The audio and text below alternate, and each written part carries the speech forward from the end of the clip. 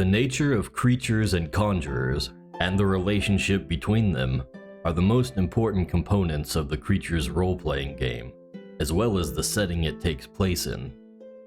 Here, we will lay out those important distinctions that inform every aspect of the game, from the mechanics, the society, the ecology, and the characters you will meet or create within them.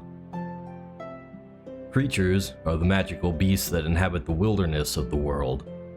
They often resemble the sentient life of our own world, but twisted, mutated, and empowered by the wild energies that course through their bodies.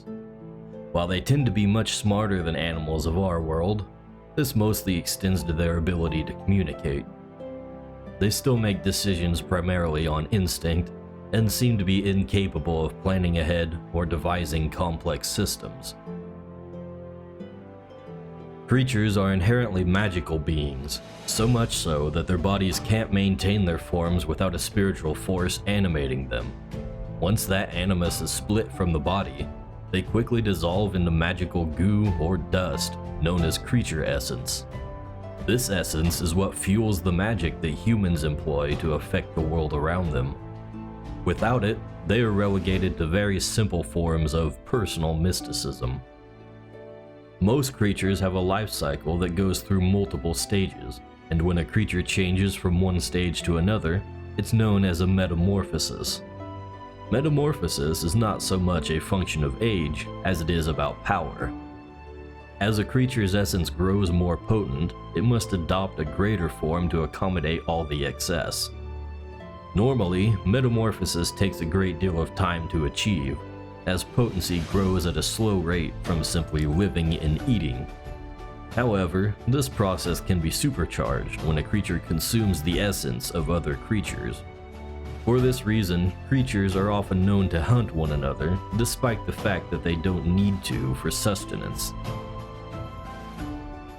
Conjurers, of course, can trigger metamorphosis in their own creatures this way, once they reach a certain level of power. This does, however, require more specific types of essence to perform. Normally, the creature's body would convert consumed essence into the needed types over time. Bound creatures lack this function, so they must be fed essences that match their typing. Colloquially, the term conjurer is used to describe anyone who owns a creature in a binding crystal.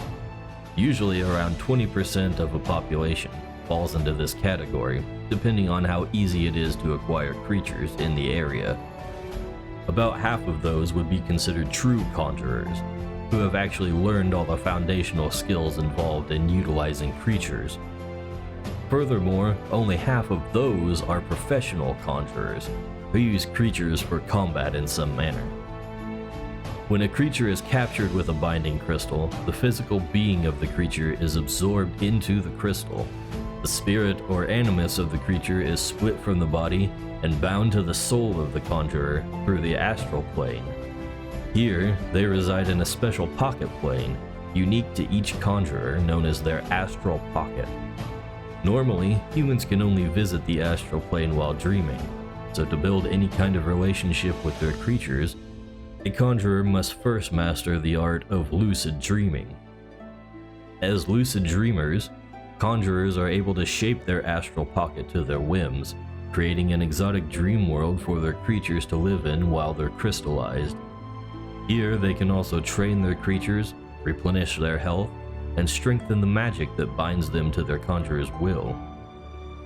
Meditation is another important skill for a conjurer, as it lets them access their astral pocket while awake. In this way, they can refill their creature's health without going into deep sleep. This ensures that their creatures are kept in fighting shape between battles. The conjurer's bond grants a number of perks involving a bound creature. Creatures can understand their conjurer's speech perfectly, for one, and vice versa. They are also supernaturally obliged to act in the interest of their conjurers in most cases.